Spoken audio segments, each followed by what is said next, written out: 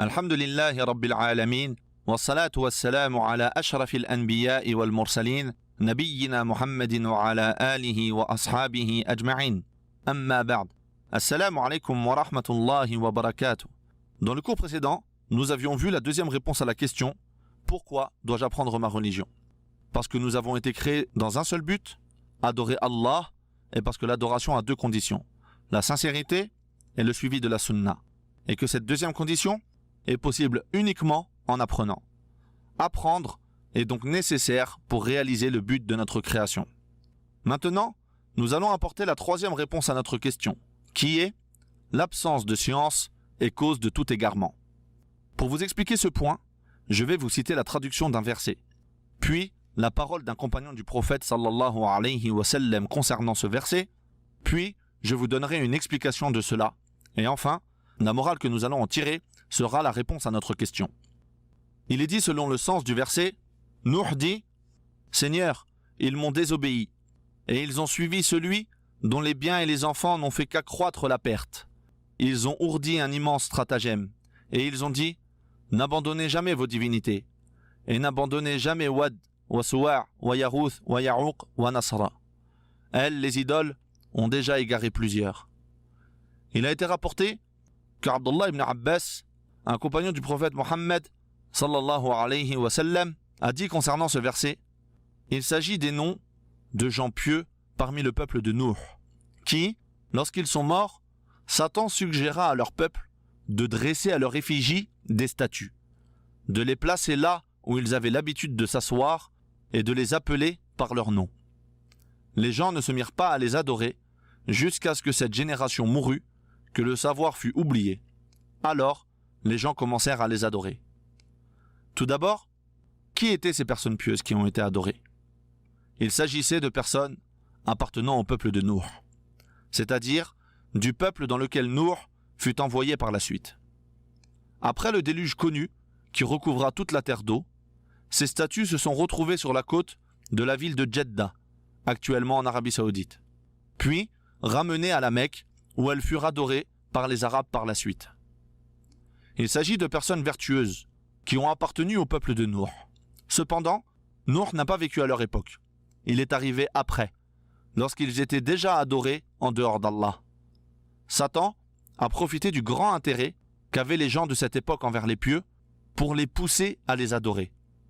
Ibn Abbas nous rapporte qu'entre Adam et Nuh, une période de 10 siècles s'est écoulée sans que personne ne dévie du chemin de la vérité. Le polythéisme n'était pas alors présent, jusqu'à ce que Satan mette en œuvre son plan auprès du peuple de Nuh pour instaurer pour la première fois le polythéisme sur terre. Mais quel était son plan au juste? Sachant que les gens aimaient et respectaient beaucoup les personnes pieuses, Satan entreprit tout ce qu'il put pour les faire exagérer dans cela jusqu'à arriver à l'adoration. Pour y parvenir, il est passé par plusieurs étapes que nous allons vous expliquer, Inch'Allah. Comme vous le savez, Satan avance pas à pas, étape par étape, pour nous égarer. Comme il est venu dans la traduction rapprochée du sens du verset, « Ô vous qui avez cru, ne suivez pas les pas du diable.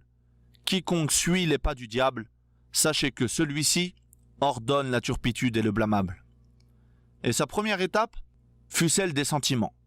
Il leur rappela, « Ces personnes viennent de mourir. Vous avez le cœur blessé et meurtri par leur perte. C'était de bonnes personnes. Vous, la dunya va vous occuper et vous allez retourner à l'insouciance. Donc de manière à toujours jouir de leur vue et que vous ne ressentiez pas trop leur manque, construisez des statues à leur effigie. » Puis lors de sa deuxième étape, il leur inspira, « Le fait de voir ces statues vous rappellera ces personnes pieuses, les efforts qu'elles faisaient dans leurs œuvres vertueuses, et ça vous donnera de l'énergie. Le fait de voir ces représentations vous motivera dans l'adoration et vous enjoindra à produire plus d'efforts dans l'obéissance à Allah. Et c'est de cette manière que Satan a enjolivé à leurs yeux cet acte hideux, qui est de construire des statues. Cela nous montre que le faux n'est pas accepté chez les gens de manière générale sans qu'il ne soit mélangé à une partie de vrai. Et c'est par cette cause que sont trompés les ignorants. Quant à ceux qui savent, ils connaissent les ruses. Il leur a donc dit, « Comment pouvez-vous ne plus vous souvenir d'eux et les oublier? Comment pouvez-vous les négliger ?» Et c'est de cette manière qu'ont été trompés les ignorants. Au début, lorsqu'ils ont érigé ces statues, elles n'étaient pas adorées en dehors d'Allah. Ils ont d'abord commencé à passer de longs moments sur leur tombe, à faire des retraites spirituelles. Puis, ils ont érigé ces statues sur les tombes, qui étaient proches de l'endroit où siégeaient souvent ces pieux. Ensuite, ils ont sculpté ces roches afin qu'elles leur ressemblent et les motivent dans l'adoration d'Allah. Puis lorsque cette génération est morte, ceux qui savaient pourquoi ils avaient fait ça, est venue une nouvelle génération qui ignorait, elle, à quoi servaient ces statues et pourquoi elles avaient été érigées. Alors, ils se sont mis à les adorer. Cela nous montre donc, et c'est ici la morale à tirer de cette histoire, que le manque de science, sa disparition, est une catastrophe sans précédent. La diminution du savoir et l'augmentation de l'ignorance sont la base de tout mal et de toute calamité. Et la science ne s'en va qu'avec la perte de ceux qui savent, d'où la grande importance d'apprendre et d'enseigner.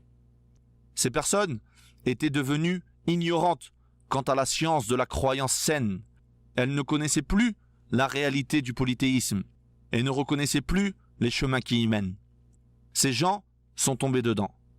Satan est alors venu et leur a dit « Si ces statues ont été érigées, c'est parce que les gens leur donnaient une immense importance, les adoraient, leur demandaient la subsistance, leur demandaient de faire descendre la pluie, etc. » La morale donc à tirer de cette histoire, qui est la réponse à notre question, l'absence de science, et notamment de science dans la croyance, et l'absence de ceux qui enseignent, est la cause du mal.